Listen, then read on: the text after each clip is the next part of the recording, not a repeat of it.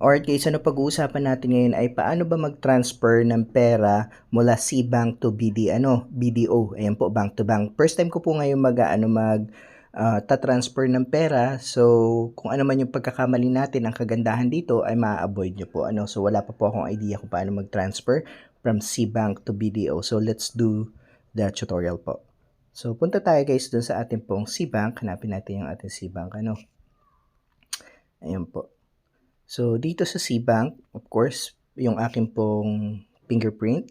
Napakaganda guys ng C-Bank. Kasi sa C-Bank, napakataas po ng interest rate. Makikita nyo po dito, ang interest rate niya ay 4.50 every annum.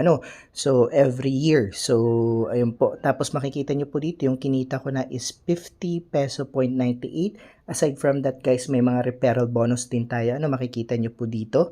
Yung referral ko guys, makikita nyo po sa ating pong description box at saka yung aking pong link. Kung magki-create kayo ng account, automatic po pag nag-deposit kayo ng 1,000, after, ayun po, check natin dito. Makikita nyo po dito, kumita na po ako ng 100 peso from reward. Automatic po, may reward po siya at may reward din po ako. Sabi niya dito, upon account activation, ask your friend to make first one-time deposit from any e-wallet bank like po ng Paymaya at ng GCash. So magdi-deposit po kayo. Paano kayo magdi-deposit sa C-Bank? Of course, ang gagamitin nyo po ay e-wallet. Ayan po, para makapag-transfer kayo papuntang C-Bank. So ask your friend to keep 1,000 peso in their account for at least 3 days and get a 100 peso reward. Both of you makakatanggap ng 100 peso reward. So pag ginawa nyo rin po yun, nag-share din po kayo ng inyo pong referral code at referral link, ayan po, automatic din po may 100 peso kayo. Aside po sa 4% po na kinikita ninyo sa interest rate. So dalawang way para kumita. Nakapag-save na po kayo, mabilis po yung transaction ninyo. Ayan po, napakadali po, wala pong fees pag magta-transfer kayo from C-Bank to Paymaya, to Paywallet, to GCash.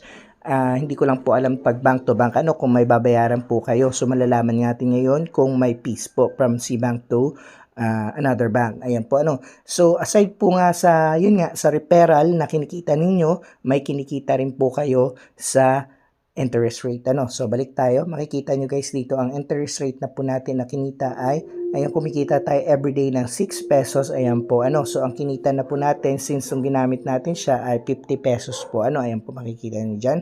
So ngayon magta-transfer tayo ng pera sa ating pong bank. Pay transfer po tayo.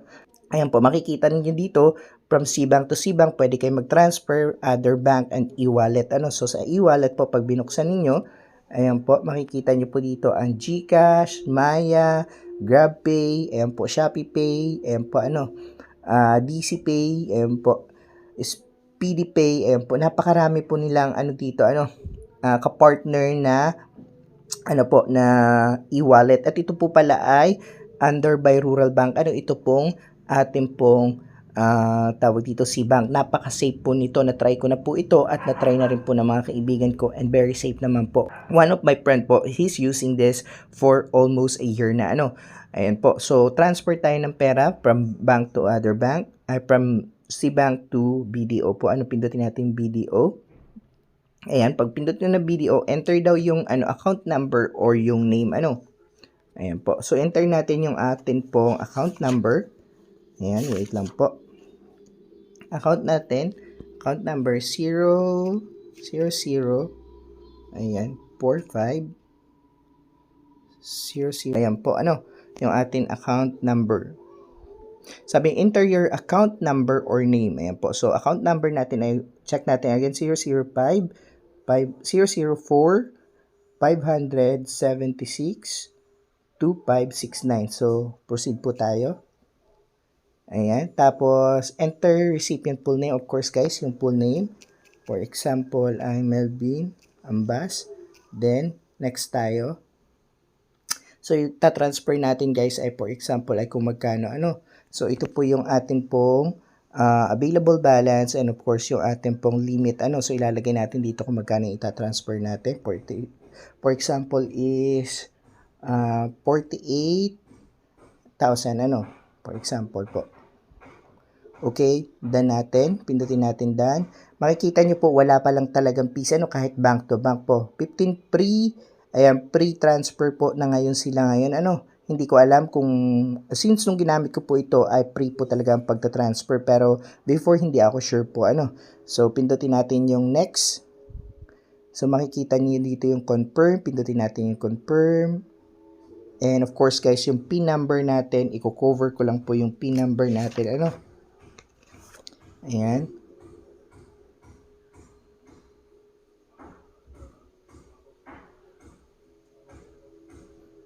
Then, start facial verification daw.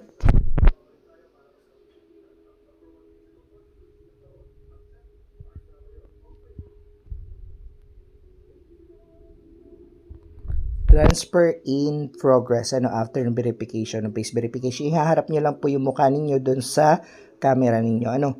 So, pindutin natin yung done. Ayan na po, transfer 48, total amount 48, reference number, and blah blah blah po. Pindutin natin yung done. And check natin yung ating balance. Makikita nyo guys, nabawasan po siya. Ayan po. So, that's our tutorial and see you around. God bless you.